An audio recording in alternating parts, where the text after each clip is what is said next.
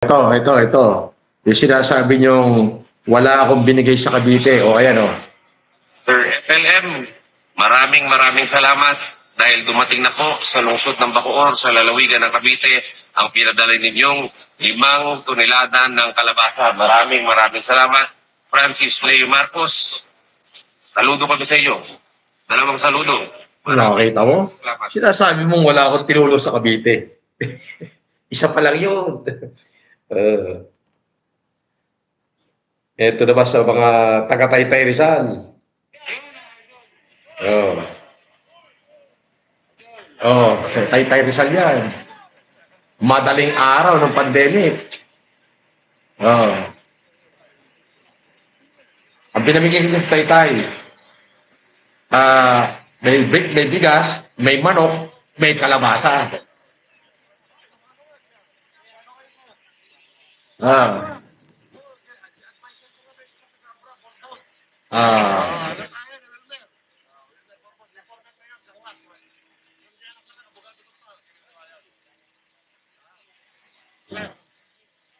At dahil kong video rito, nasave ko lahat yan.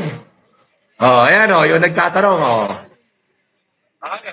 binigay ko dyan, kung ipo-forward natin, binigyan natin dyan,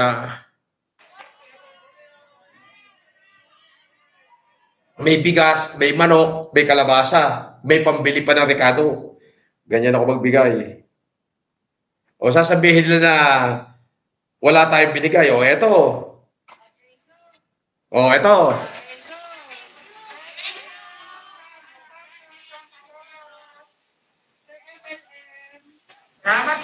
Ayan na ba, sa bayan ng ano yan? Sa bayan ng, dito, Pateros. Dami dito, magsasawa ako rito. Pag pinili ko lahat to, kulang isang araw eh. Eto. Yung sinasabi ni Romy Diaz na kasama niya raw sila Res Cortez. Eto na pumunta daw siya ng kulungan. Noong nakiusap ako, may bisita ako dahil mag-humanitarian kami sa Montalban Rizal at saka sa Alabang. Sabi ko sila Res Cortez ang darating. Ang dumating doon si Res Cortez, si Sinen, at saka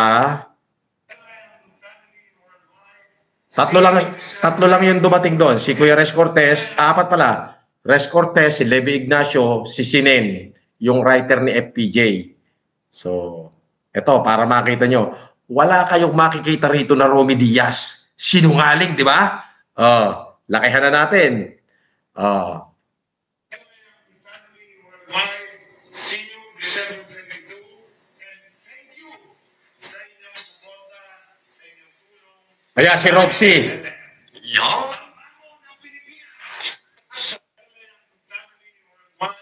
See you December 22 and thank you sa inyong suporta, sa inyong tulong kahit FLM.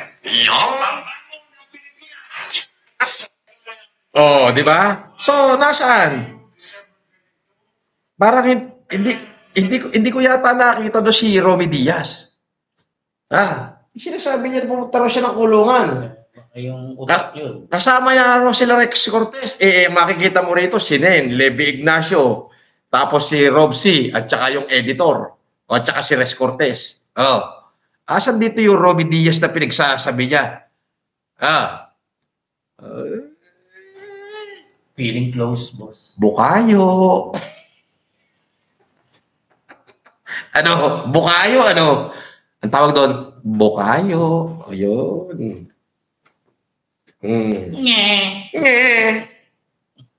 Nabukayo.